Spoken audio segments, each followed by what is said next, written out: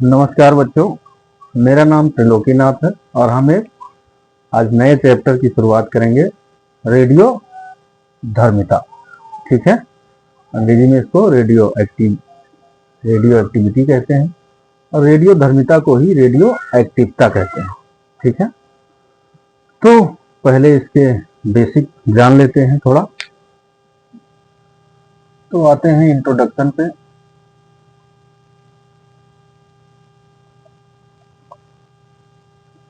ये जो रेडियो एक्टिवता है, ये नाभिकीय घटना होती है। कौन सी घटना होती है? नाभिकीय घटना। आप सबको पता होगा कि नाभिक जो होता है वो परमाणु का एक भाग होता है और उसके केंद्र में होता है। ठीक, इस नाभिक के अंदर मेन रूप से दो प्रकार के कण, प्रोटॉन और न्यूट्रॉन पाए जाते हैं।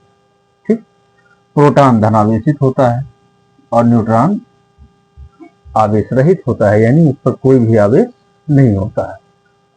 अब नाभिक के अंदर दो प्रकार के कण हैं, प्रोटॉन और न्यूट्रॉन। अब आपको पता है कि धन आवेश एक दूसरे धनावेश पे क्या करेगा? प्रतिकर्षण बल लगाएगा। ठीक, न्यूट्रॉन भाई उस पर कोई आवेश ही नहीं है तो वो किसी पर कोई बल लगाएगा ही नहीं। तो प्रोटॉन प्रोटॉन क्या करेंगे? आपस में एक दूसरे पर प्रतिकर्षण बल लगाएंगे, लेकिन ये नाभिक के अंदर फिर भी बंधे रहते हैं। किस कारण? तो किसी नाभिक के अंदर नाभिकीय बल कार्य करते हैं। कौन से बल? नाभिकीय बल कार्य करते हैं, जो कि वैद्युत बलों की तुलना में, आपके जो नाभिकीय बल होते हैं वो वैद्युत बलों की तुलना में बहुत ही स्ट्रांग होते हैं। इसी वजह से नाभिक का स्थायित्व बना रहता है और बहुत मजबूत बल होता है नाभिकीय बल। ठीक है, अब जैसे जैसे इस नाभिक का आकार बढ़ेगा, यानी तत्व जैसे जैसे भारी तत्वों की ओर बढ़ेंगे हम, तो नाभिक का आकार भी बढ़ता जाएगा।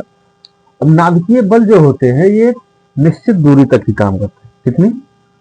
ये जो एक डिस्टेंस होती है आपकी फर्मी, ठीक है, लगभग 10⁻⁻15 मीटर।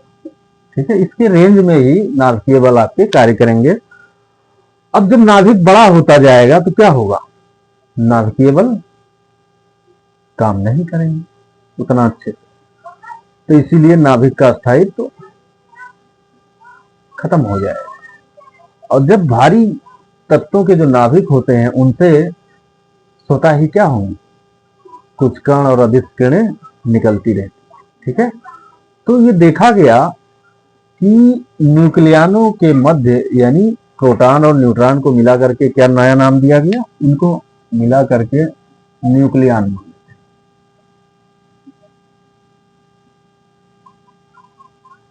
ठीक, तो नाभिक के अंदर न्यूक्लियनों के मध्य प्रबल नाभिकीय बल होने के बावजूद कुछ नाभिक, यानी कुछ तत्वों के नाभिक देखे गए जिनसे अदृश्य किरणें निकल रही हैं, क्योंकि उनका स्थायित्व खत्म हो गया है भारी होने की वजह से।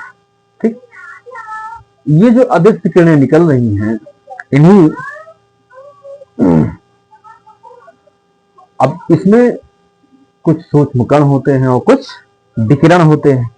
ठीक है, इस वजह से अब किसी भी जगह से जब कोई कण निकलेगा या कुछ किरण निकलेंगी, तो कण निकलेगा तो भाई क्या होगा? उसका द्रव्यमान ऑब्वियस है घटेगा और आवेश भी कम होगा।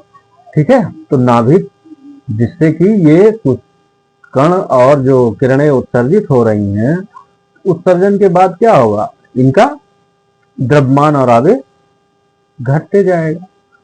तो और ये जब द्रव्यमान घटेगा तो ये अलग प्रकार के तत्वों में बदल जाएंगे। ठीक है, इसी घटना को किसने देखा सबसे पहले? एक वैज्ञानिक हुए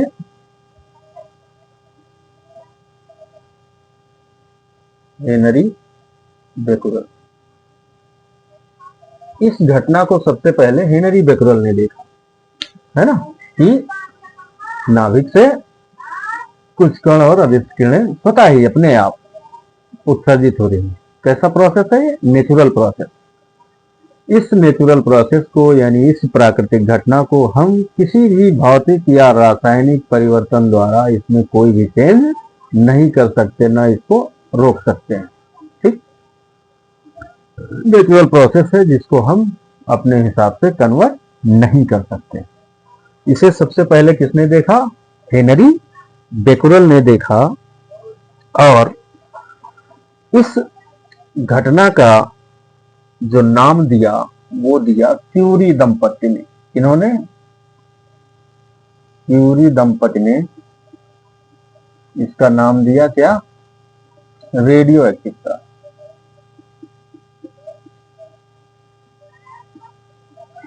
ठीक, इस घटना का नाम किसने दिया? क्यूरी दंपति ने रेडियो एक्टिवता। देखा किसने सबसे पहले? हेनरी बेकुरल ने। ठीक, तो ये तो क्या है रेडियो एक्टिवता, ये हो गया इसका बेसिक। अब आते हैं रेडियो एक्टिवता पे। इसको मैं इरेज कर रहा हूं।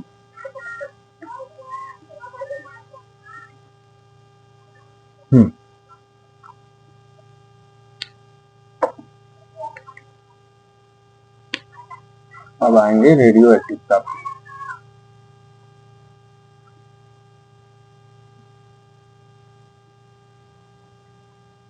ठीक, तो सन 1896, ठीक है, 1896 में जो आपके फ्रांसीसी वैज्ञानिक कौन है भाई? Henry Becquerel. इन्होंने क्या देखा कि एक एलिमेंट है, एक तत्व है, कौन? यूरेनियम।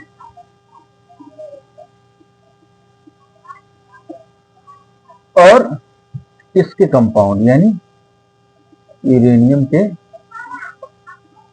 लवण, क्या फिर इसको क्या कहते हैं अंग्रेजी में?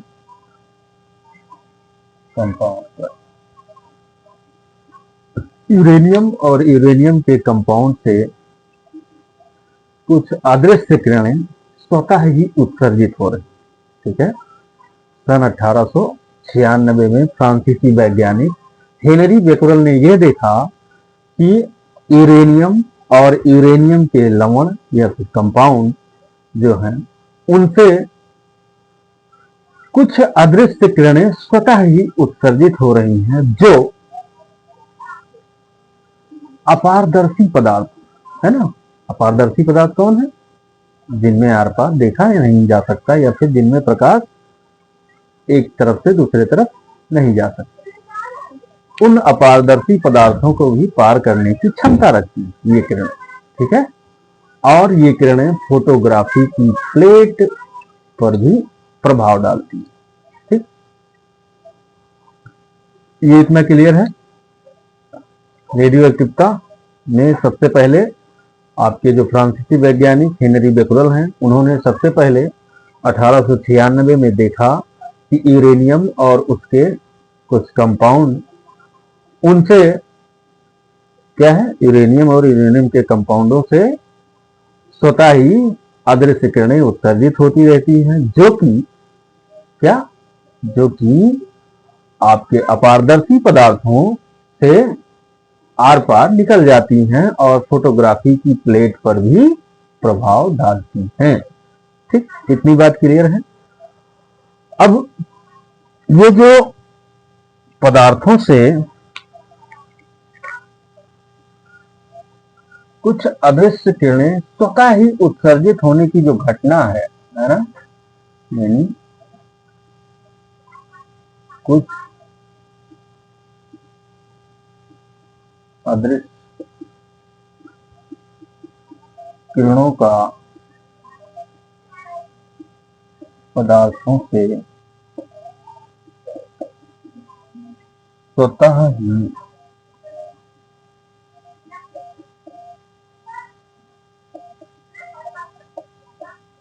उत्सर्जित होने जो घटना है इसी को क्या कहते हैं? रेडियो एक्टिविटा। ठीक, स्वतः उत्सर्जित होने वाली किरणें जो हैं उनको नाम क्या दिया गया? रेडियो एक्टिव किरणें। इन किरणों को क्या नाम दिया गया? रेडियो एक्टिव किरणें। या हेनरी बेकुरल ने सबसे पहले इन किरणों को ऑब्जर्व किया या फिर देखा, इसीलिए इन्हीं के नाम पर इन किरणों को बेकुरल किरणें भी कहा गया। ठीक है, इन्हें क्या कहा गया? बेकुरल किरणें भी कहा गया। ठीक है, अब इसके बाद ये पाया गया, हाँ, इसके बाद ये देखा गया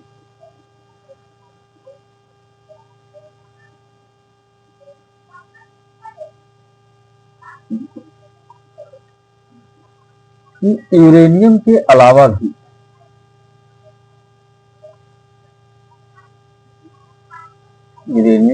भी कुछ तत्व ऐसे हैं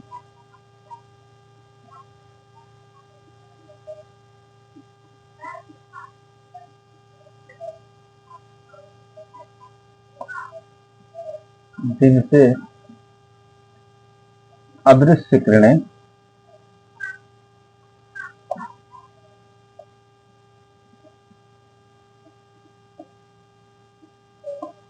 उत्सर्जित होती है। ठीक है, इसके बाद ये देखा गया कि यूरेनियम के अलावा भी कुछ तत्व ऐसे हैं जिनसे अदृश्य किरणें उत्सर्जित होती हैं। कौन है भैया? एक तो है आपका थोरियम है, पोलोनियम है, एक्टिनियम है, बराबर, इत्यादि। यानी कई ऐसे तत्व देखे गए जिनमें कुछ थोरियम, पोलोनियम, एक्टिनियम इत्यादि ऐसे तत्व हैं, इनसे भी अदृश्य किरणें उत्सर्जित होती है ना, यानी ये भी रेडियो एक्टिव पदार्थ हैं। ठीक, इसके बाद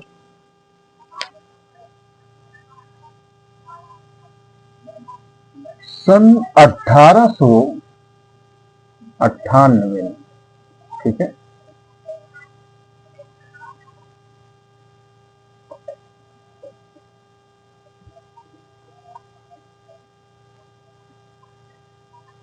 क्यूरी दंपति,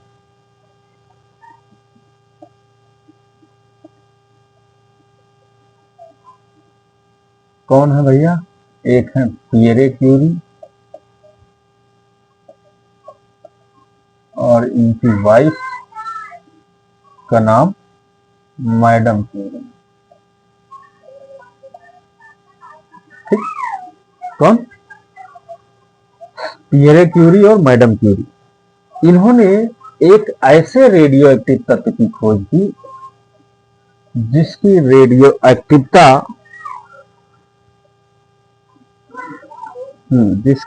एक्टिविटा यूरेनियम की अपेक्षा भी 10 लाख गुनी ज्यादा है।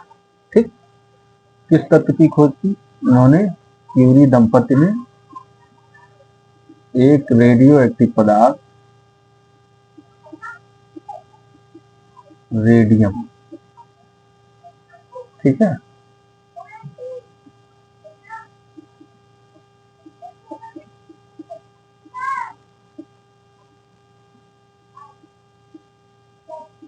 की खोज की जिसकी रेडियो एक्टिविटा 10 लाख गुनी ज्यादा है किसकी अपेक्षा? यूरेनियम की अपेक्षा। ठीक, इन्होंने क्या किया? 30 टन पिथ ब्लेंडिंग, ये क्या है भैया? ये एक प्रकार का आपका कोल तार है। कोल तार यानी चारकोल इसको बोलते हैं, है ना, रोड वोड बनाने के जो काम आता है, एक प्रकार का कोल तार है। इससे विभिन्न रासायनिक और भौतिक परिवर्तनों द्वारा इन्होंने विभिन्न तत्वों को अलग करते हुए लगभग कितना 20 मिलीग्राम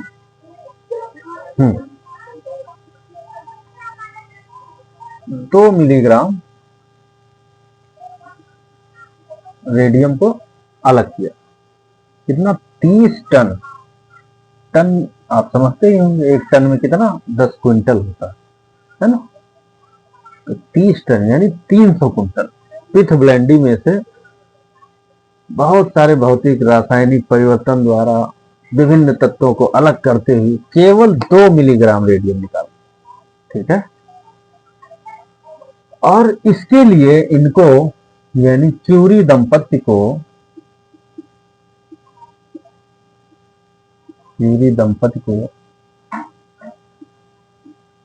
1903 में नोबेल प्राइज दिया गया। क्या भाई? नोबेल पुरस्कार दिया गया। ठीक, बराबर, इतना क्लियर है। एक बार फिर से देख लेते हैं रेडियो एक्टिव का। तो क्या देखा गया भाई कि आपका जो पहले यूरेनियम से देखा गया या यूरेनियम के कंपाउंड से कुछ अदृश्य किरणें निकल रही हैं जो कि अपारदर्शी पदार्थों को पार करने की क्षमता रखती हैं और फोटोग्राफी प्लेट को भी प्रभावित करती है। ठीक है। इन अदृश्य किरणों को क्या कहा गया? रेडियो एक्टिव किरणें या फिर बेकुरल किरणें सबसे पहले, क्योंकि इसने 1896 में हेनरी बेकुरल ने देखा था और पदार्थों से अदृश्य किरणों के निकलने की जो घटना है इसको नाम दिया गया रेडियो एक्टिवता या फिर रेडियो धर्मिता। ठीक। इसके बाद देखा गया कि यूरेनियम के अलावा भी कुछ ऐसे तत्व हैं जैसे थोरियम है, पोलोनियम है, एक्टिनियम है, इससे भी अदृश्य किरणें निकलती हैं। ठीक। और इसके बाद सन 1898 में क्यूरी दंपत्ति, है ना, पियरे क्यूरी और मैडम क्यूरी ने एक ऐसे रेडियो एक्टिव पदार्थ की खोज की जिसकी रेडियो एक्टिवता यूरेनियम से भी 10 लाख गुनी ज्यादा। ठीक है। और वो रेडियो एक्टिव तत्व आपका कौन सा है? रेडियम है। इन्होंने 30 टन पिथब्लेंडी जो कि एक प्रकार का कोल तार है, इससे विभिन्न रासायनिक और भौतिक क्रियाओं द्वारा विभिन्न तत्वों को अलग करते हुए क्या किया? सिर्फ 2 मिलीग्राम रेडियम फाइंड आउट किया। इसके लिए इनको 1903 में नोबेल पुरस्कार दिया गया। बराबर, ये था आपका रेडियो एक्टिव। अब आगे बढ़ते हैं, इसको मैं इरेज करता हूं।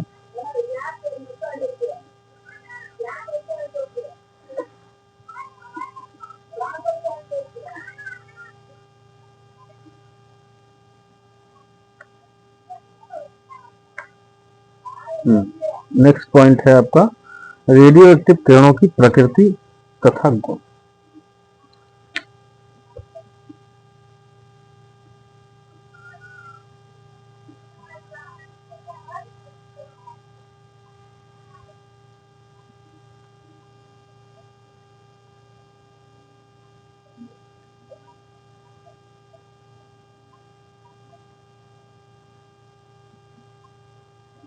है ना, nature and properties of radio active रे।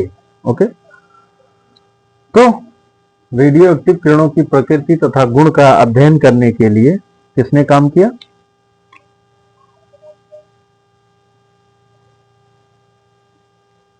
रदरफोर्ड। ठीक है। इसके नेचर और प्रॉपर्टीज को जानने के लिए रदरफोर्ड ने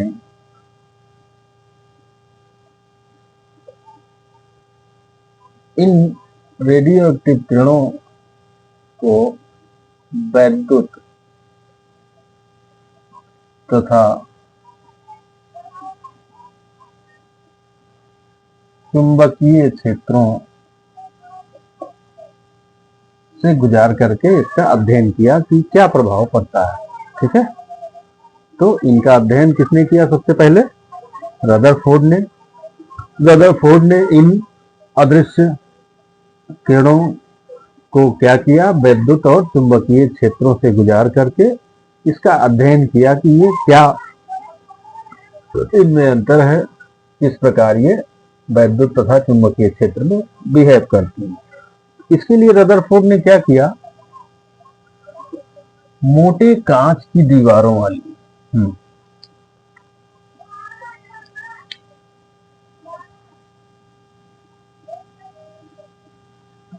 मोटे कांच के दीवारों वाला बर्तन लिया,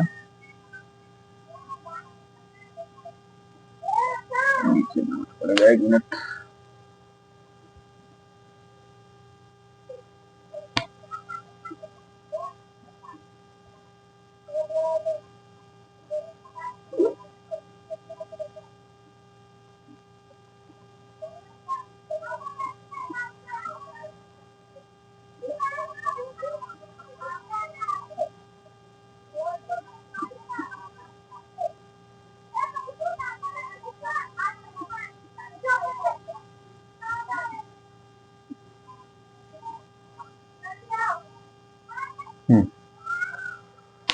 और इसमें रेडियो एक्टिव पदार्थ रखा।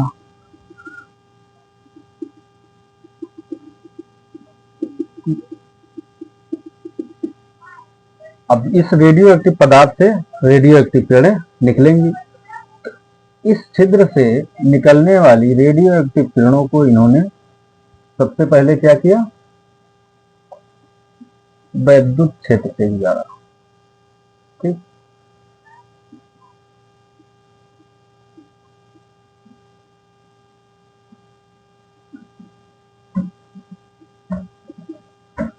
इस बीच में क्या आ गया आपका? स्थिर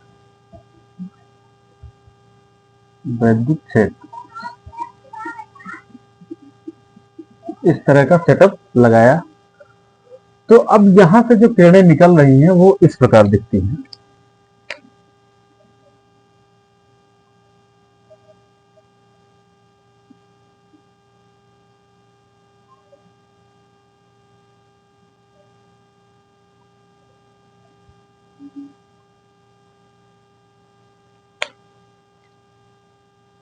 कुछ किरणें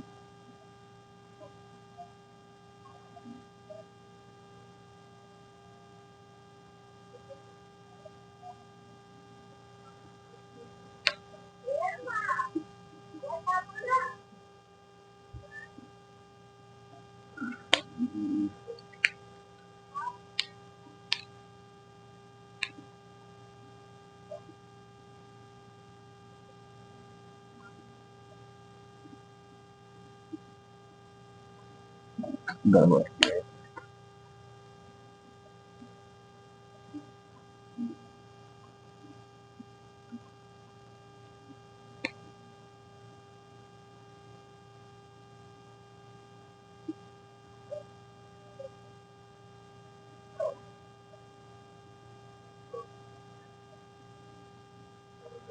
ये अल्फा है और ये गामा है और ये बीटा। जब रदरफोर्ड ने रेडियो एक्टिव पदार्थ को एक मोटे कांच की दीवार वाले बर्तन में रखा और उसमें छिद्र रखा, अब उस छिद्र से जो रेडियो एक्टिव किरणें निकल रही हैं उनको कहां से गुजारा? एक स्थिर वैद्युत क्षेत्र से। ठीक, तो उन्होंने क्या ऑब्जर्व किया? उन्होंने देखा कि यहाँ 3 प्रकार की किरणें मिल रही हैं। 3 प्रकार की किरणें मिल रही। कौन कौन सी? ये आपकी 3 प्रकार की किरणें यहां देखने को मिली।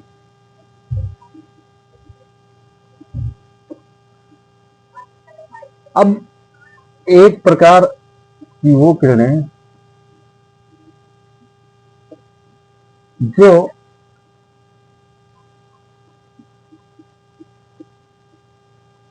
ऋण प्लेट की ओर जा रही हैं विद्युत क्षेत्र में, और एक प्रकार की वो किरणें, दूसरा प्रकार यानी द्वितीय प्रकार, धन प्लेट की ओर जा रही हैं, और जो तीसरी है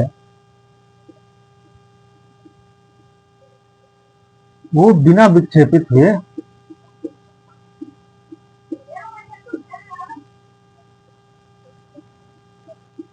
सीधे निकल रही है।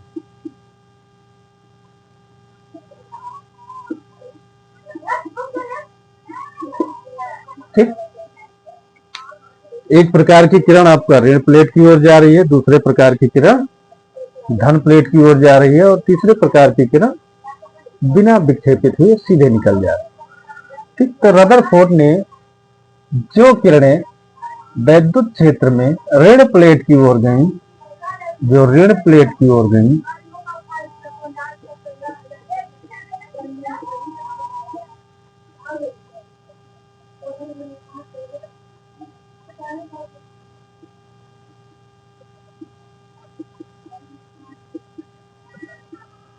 ऋण प्लेट की ओर जाने वाली किरणों को इन्होंने नाम दिया अल्फा किरणें।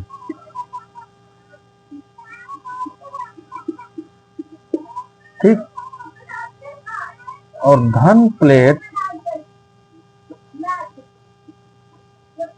की ओर जाने वाली किरणों को इन्होंने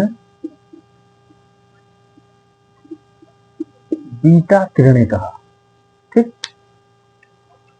वास्तव में अल्फा और बीटा जो है ये किरण नहीं है, क्या होता है, ये कण होते हैं। ठीक है, वास्तव में अल्फा और बीटा क्या है, कण है। तो रदरफोर्ड ने इनको अल्फा किरणें और बीटा किरणें कहा, जबकि इनको अल्फा कण और बीटा कण कहना ज्यादा उचित होगा।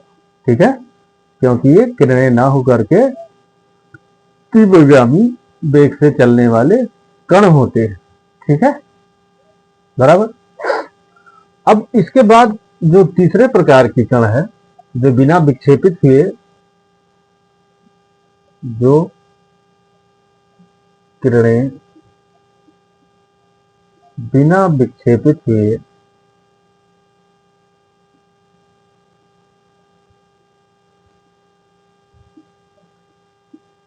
सीधे निकल रही हैं,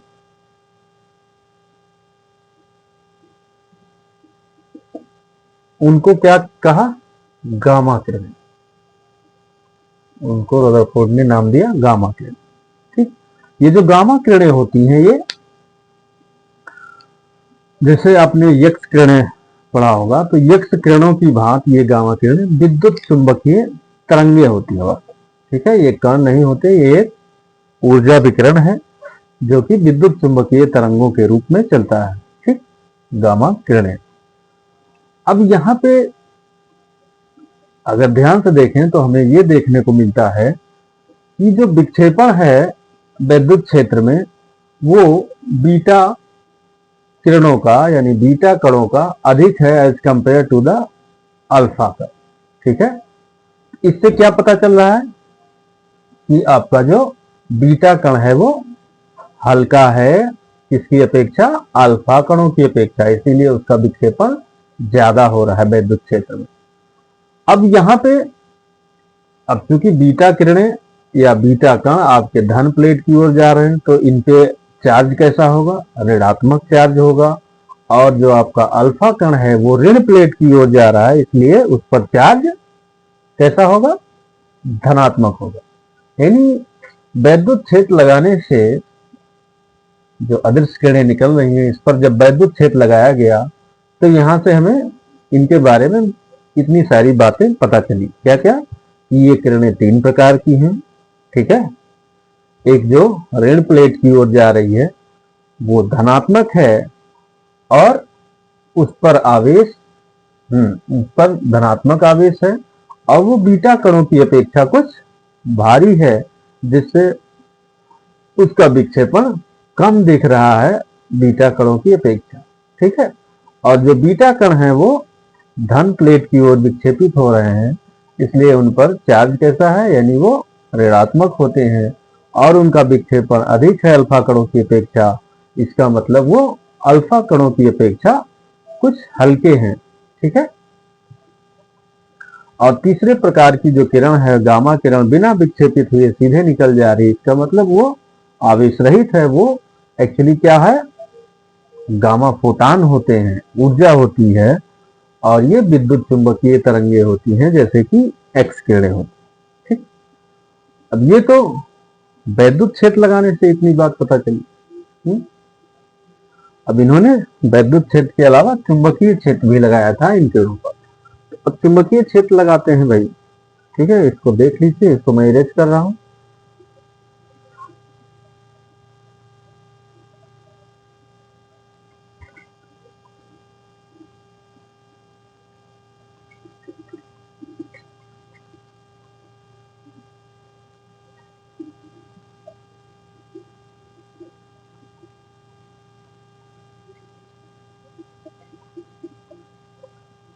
हम्म,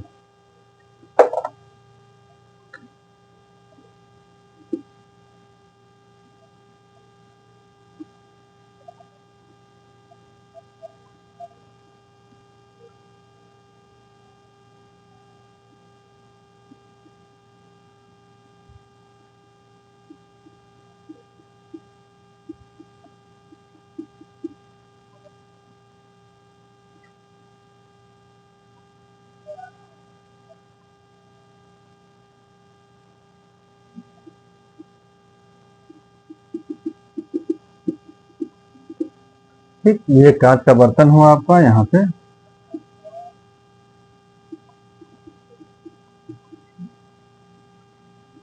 रेडियो एक्टिव पदार्थ रखा गया और यहाँ पे लगा दिया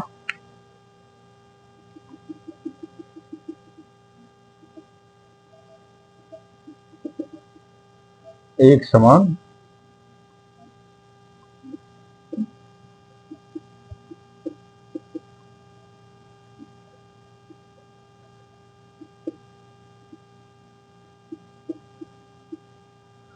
चुंबकीय क्षेत्र, ठीक। इस चुंबकीय क्षेत्र की दिशा क्या है, इसकी दिशा आपकी इसकी जो दिशा है वो कागज के तल के अभिलंबवत नीचे की ओर, यानी हम बोर्ड पे लिख रहे हैं तो इस बोर्ड के अभिलंबवत, यानी इस डायरेक्शन में, किधर, नीचे की ओर, यानी इनसाइड। तो जो चुंबकीय क्षेत्र है उसकी दिशा इस तरह से है, ठीक। अब इसमें से किरणें निकलेंगी भाई, तो यहां से ये किरणें निकली,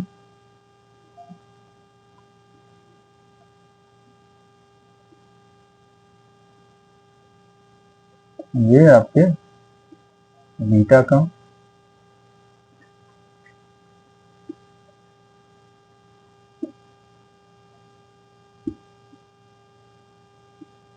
ये गामा किरणें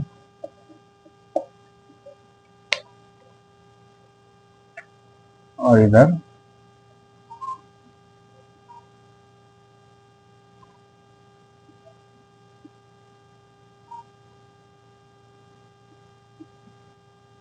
अल्फा, ठीक। चुंबकीय क्षेत्र से गुजरने पर क्या देखने को मिला कि बीटा कण राइट साइड में विक्षेपित हो रहे हैं। कब, जब चुंबकीय क्षेत्र इसके तल के अभिलंबवत है। गामा किरणें बिना विक्षेपित हुए आगे निकल जा रही हैं और अल्फा का इस साइड में विक्षेपित हो रहा है, ठीक है। अब यहाँ विक्षेपण से हमें पता कैसे चलेगा भाई कि विक्षेपण किस प्रकार हो रहा है, तो फ्लेमिंग के बाएं हाथ के नियम से। फ्लेमिंग के बाएं हाथ का नियम क्या कहता है कि किसी चुंबकीय क्षेत्र में अगर कोई है ना आवेशित कोई धारावाही चालक अगर किसी चुंबकीय क्षेत्र में स्थित है तो उस पे लगने वाले बल की जो दिशा है वो फ्लेमिंग के बाएं हाथ के नियम से ज्ञात की जाती है। कैसे, ये यानी ये जो ये अंगुली है, इसको क्या बोलते हैं? तर्जनी, है ना, इसको तर्जनी बोलते हैं। तर्जनी उंगली क्या है? चुंबकीय क्षेत्र की दिशा को रिप्रेजेंट करे, और जो मध्यमा है यानी बीच वाली उंगली वो धारा की दिशा को रिप्रेजेंट करे। तो अंगूठा जो है आपका उस चालक पर लगने वाले बल की दिशा को रिप्रेजेंट करेगा। ठीक, अब बीटा कण हमें पहले पता चल चुका है जब हमने वैद्युत क्षेत्र से इन किरणों को गुजारा कि ये ऋणात्मक होते हैं, है ना। नीचे चार्ज कैसा है? निगेटिव, और इस पे चार्ज कैसा है? पॉजिटिव। ठीक, तो चुंबकीय क्षेत्र किधर है भाई? नीचे की ओर। अब बीटा कण ऋणात्मक है, तो आपको पता है जो धारा होती है वो धनावेश के बहने की दिशा जो होती है वही धारा होती है। चुंबकीय क्षेत्र ऐसे नीचे की ओर है, अब ऊपर जा रहा है ना, बीटा कण यहां से ऐसे निकल रहा है ऊपर की ओर, तो यानी इलेक्ट्रॉन ऊपर जा रहा है, तो इसका मतलब धनावेश नीचे जा रहा है विपरीत दिशा में। तो धारा ऋणावेशित कण जो है उसके चलने की विपरीत दिशा में धारा प्रवाहित होगी, है ना। तो ये धारा की दिशा हो गई, ये चुंबकीय क्षेत्र की दिशा होगी, तो बीटा कण पे बल किधर लगेगा? इस साइड, है ना। अब आपका जो अल्फा कण है इसीलिए वो राइट साइड में विक्षेपित हुआ। अल्फा कण है ये धनावेशित है, अब धनावेश के चलने की दिशा ही धारा की दिशा होती है। अब चुंबकीय क्षेत्र आपका ये है, धारा की दिशा, अब अल्फा कण ऊपर जा रहा है तो ये वाली होगी, तो बल किधर लगेगा? इस तरफ लगेगा। यहाँ पे बीटा कणों का विक्षेपण क्या है? अल्फा कणों के विक्षेपण से ज्यादा है। ठीक, इससे क्या पता चल रहा है कि अल्फा कण भारी होते हैं बीटा कणों की तुलना में। ठीक है, ये निष्कर्ष निकला इतना। हाँ, अब यहां पे एक बात और है, जो कोई भी जो रेडियो एक्टिव पदार्थ है